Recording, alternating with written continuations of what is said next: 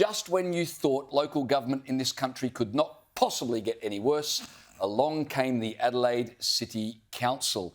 They're proposing to have a blanket speed limit of 30 kilometres an hour throughout the CBD. Have a listen to Lord Mayor Jane Lomax-Smith tell ABC Radio that improving safety came down to two options, either a 30k speed limit or getting motorists to, wear helmets.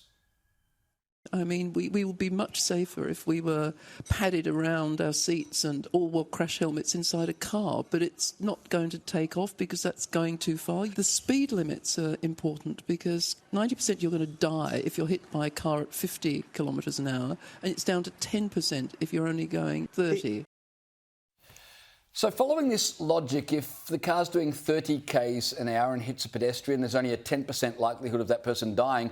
Why not just make it a 15k speed limit and reduce the likelihood of death to 5%? Or better yet, have motorists disassemble their cars when they reach the city and carry them on their backs. Or they could introduce the UK's red flag policy from 1865, where motorists were required to have a pedestrian walk in front of them waving a red flag to warn bystanders that a vehicle was approaching. Or they could just tell pedestrians to get off their phones when they're crossing the road. This is a council that has e-scooters shooting down pathways without regard for pedestrian safety, but they're trying to stop drivers from driving at a reasonable speed. Caleb, this may save the life of a pedestrian, but it'll totally kill trade within the CBD, won't it? Oh, they've already tried this. Well, actually, not quite as bad. They didn't try 30 kilometres an hour, but under the stewardship of Stephen Yarwood, when he was the Lord Mayor some 10 odd years ago, he was driving around in an electric vehicle back then as well. It should be noted, must be one of the first blokes who ever did so, but quite proudly, he always had it parked out at the front of the town hall. But they reduced the speed limit to 40 kilometres an hour, and I think that lasted about a year, and then everyone got the irrits with it, and away it went, because, you want people to come to the CBD, right? You want them to come into the city and shop. What a great way to turn people away. Totally. Than to say, oh yeah, you've got to go 30 kilometres an hour through the whole thing. Now, this is a proposal that's come back to the staff. I mean, it gets more and more ridiculous the more you look at it. So the last council, this council was elected in 2022, I think. So the last council commissioned this work to be done. So it has taken years for the staff to come back and say to the councillors, here's some proposals about what we could do with the speed limit. You know what they've spent on doing all of that? $130,000. The council spent $130,000 to come back and say that they should reduce the speed limit to 30k. It is simply anti-car.